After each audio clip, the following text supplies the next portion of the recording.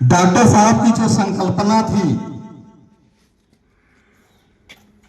कि जिसका कोई नहीं होता है, जिसकी समस्याओं को उठाने वाला कोई नहीं होता है, हम उसके लिए काम करेंगे।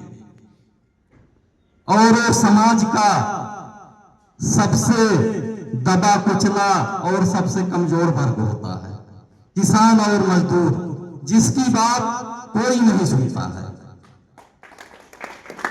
ऐसे महापुरुष डॉक्टर साहब जो किसान और मजदूर इनकी समस्याओं को लेकर के चल रहे हैं, इसी के साथ साथ समस्त विश्व का कल्याण होगा। ऐसे महापुरुष को हम लोग नमन करते हैं और डॉक्टर साहब की पूरी टीम इस कार्य में लगी हुई है। कोई भी संगठन इतनी जल्दी ऊंचाइयों पर नहीं जाता है। जब कांग्रेस का गठन हुआ था तो वो भी देश को आजादी दिलाने में कितने समय लगे। तो संगठन धीरे धीरे बढ़ता है और अपने उद्देश्य को प्राप्त करता है। अभी हमारे एक साथी न्याय व्यवस्था पर बात कर रहे थे, तो उस पर भी हमारा भी कुछ सुझाव है कि जब भी संगठन का विस्तार होगा, संगठन अपने बुलंदियों पर पहुंचेगा, तो हम लोग न्याय व्यवस्था में सुधार के लिए आंदोलन करेंगे। और न्याय व्यवस्था में सुधार कैसे होगा, इस पर हमारे भी कुछ विचार हैं कि जैसे पहला नंबर कि जितने भी मुकदमे हैं उनको कैटेगराइज कर दिया जाए और उनका समय निर्धारित कर दिया जाए कि इस कैटेगरी में आने वाले मुकदमे एक न्यायालय में 6 महीना या साल भर से ज्यादा नहीं रहने चाहिए, उतने में उनको निपटना है। एक तो ये हो गया। दूसरी बात, जैसे तहसीलदार हैं, एसडीएम हैं, उनके पास बहुत सारे काम हैं, तो इसमें भी नए पद सृजित कर दिए जाए। एसडीएम एक प्रशासनिक हो जाए, एक न्यायिक हो जाए, डीएम भी 2 हो जाए, एक प्रशासनिक एक न्यायिक। रोजगार भी सृजन होगा, काम भी बहुत जल्दी होगा। इस प्रकार से जब पद सृजित होंगे, बहुत सारे मुकदमे पड़े हुए हैं, बहुत दिन से पड़े हुए हैं, सबको कैटेगराइज करके उनका समय सीमा निर्धारित किया जाए कि इतने समय सीमा के भीतर ये मुकदमे खत्म होने चाहिए। और उनके लिए अधिकारियों की संख्या बढ़ानी पड़ेगी। तो इसलिए हर जगह अगर 2 पद हो जाए, एक प्रशासनिक और एक न्यायिक, तो हमारे हिसाब से जितने मुकदमे हैं उनका समाधान बहुत जल्दी होगा। जज भी जिला जज एक है, तो उसमें भी 2-3 हो जाए, फर्स्ट सेकंड थर्ड।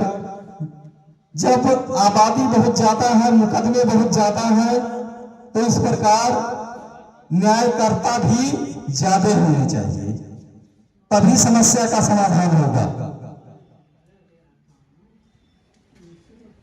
और संगठन, रही बात संगठन की, तो जो व्यक्ति एक बार संगठन में जुड़ चुका है उसको एहसास हो जाएगा कि संगठन क्या होता है और संगठन से कितने फायदे हैं, संगठन के कितने लाभ हैं। अगर आपके पास 10, 20, 50 की ताकत रहती है, आप जानते हैं कि मेरे पीछे 50 लोग खड़े हैं, तो सामने तोप हो तो उससे भी आप भिड़ जाएंगे। लेकिन अगर आप जानेंगे कि हमारे पीछे कोई नहीं है, तो एक बहुत ही कमजोर रहे आदमी, उससे भी आपकी भिड़ने की हिम्मत नहीं होगी। तो संगठन में ये ताकत होती है कि संगठन के सामने अच्छे झुक जाते हैं। तो इसलिए आप सब संगठन का प्रचार प्रसार करिए और इसके उद्देश्यों को जनता के बीच पहुंचाया जाए। जब जनता धीरे धीरे समझेगी, जनता को भी समझने में समय लगता है, जब वो धीरे धीरे समझेगी कि सही में वास्तव में कोई हमारा शुभ चिंतक है जो हम सबकी समस्याओं को दूर करना चाहता है, हम सबका भविष्य संवारना चाहता है, तो जनता आपसे अवश्य जुड़ेगी और आपके साथ कदम से कदम मिलाकर चलेगी। नहीं तो आज तक जनता केवल ठगी जाती रही है। इसलिए जनता बहुत ही ठोक बजा करके विश्वास करती है, क्योंकि वो बहुत ठगी जा चुकी है। इसलिए जनता इस संगठन पर विश्वास करेगी और ये संगठन बुलंदियों तक पहुंचेगा।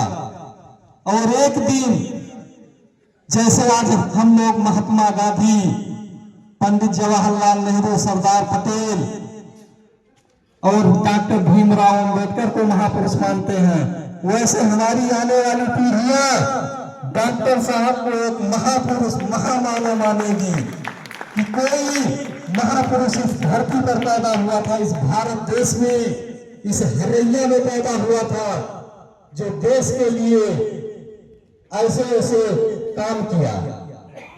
इसी के साथ मैं अपनी बात को समाप्त करता हूं। जय हिंद, जय भारत, जय संगठन।